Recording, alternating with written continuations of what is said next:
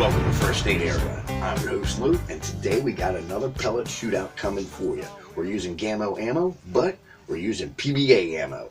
So today we're going to be using the PBA Raptor and the PBA Armor head to head in the usual test subjects, but we're also going to use a 7.5 grain wad cutter from Daisy to go head to head with these guys, just to check out for penetration, deformation, etc. Now, we're going to keep it a Gamo Daisy Winchester kind of day, so we're going to be using the Daisy Winchester 1977 XS. So, without further ado, let's get started.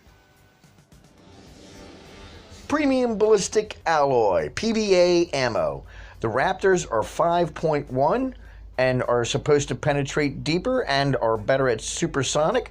The PBA Armor is also a lead-free at 6.8 grains with 20% more penetrating power.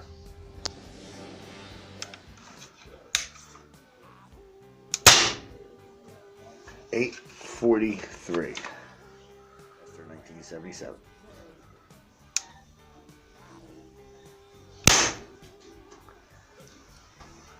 .765.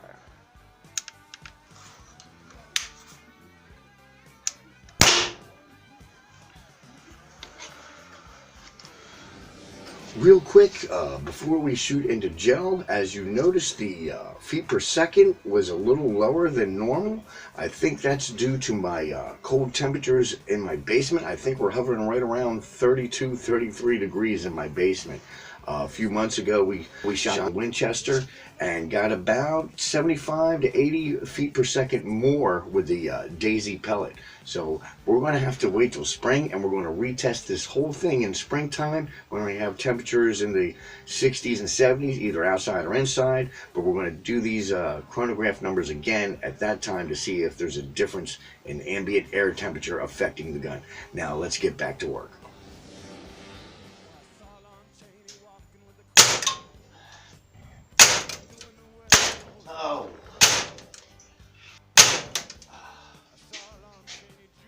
Oy vey, definitely not my best group. It was 1.499, we'll call it 1.5 inches center to center.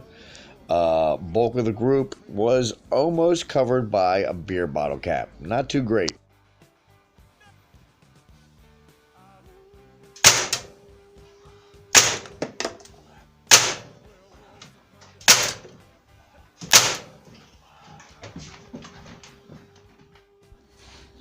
PBA Armor did a little bit better. It was 1.22 inches center to center. We were able to get the bulk of the group covered up with a bottle cap. A little bit better, a little bit more weight. Still not my best group.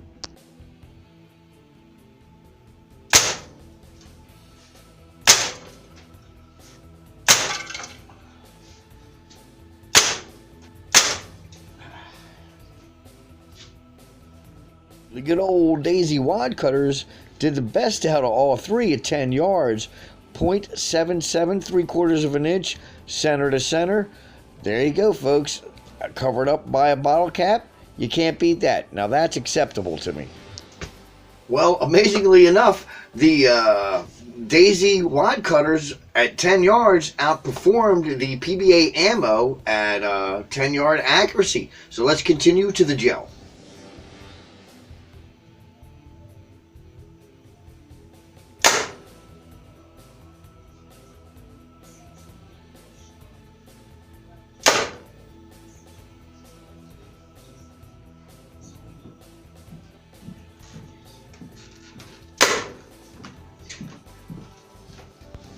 All three pellets were pushing about 8 to 8.8 foot-pounds of muzzle energy.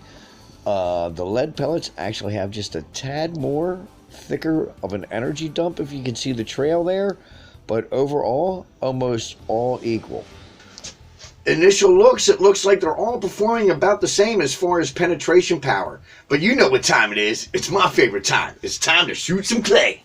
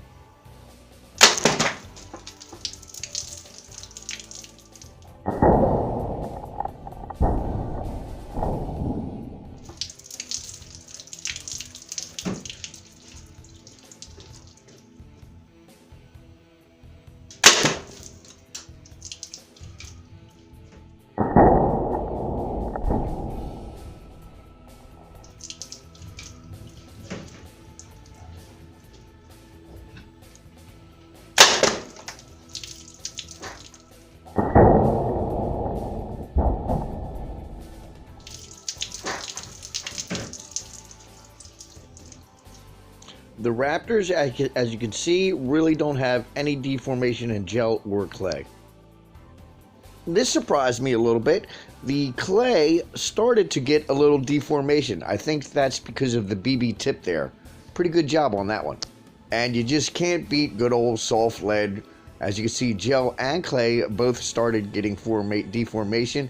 This is only 8 foot-pounds of plug line. So what do I think of the PBA ammo? It didn't perform as well as my cheap old wadcutters today, but that's not to say that they won't perform better in your gun. We had an ambient temperature in my basement hovering right around or just above freezing, so I know that had an effect on some of my velocity. I noticed. We're going to retest these in the spring with the same Winchester 1977 just to see if the velocities come up, just for a comparison. Also, I'd like to give these PBA ammo a shot in a break barrel, something that can shoot it around 900 or so feet per second, see if we get a little better accuracy, penetration, deformation. So I'm not writing them off yet, but as far as shooting in a low power pumper like a 1977, you're probably better off just buying a $4 little pack of 250 count 7.5 lead pellets just to have some fun. That's what I got for you today. Everybody stay safe, take care. I'll catch you all next time.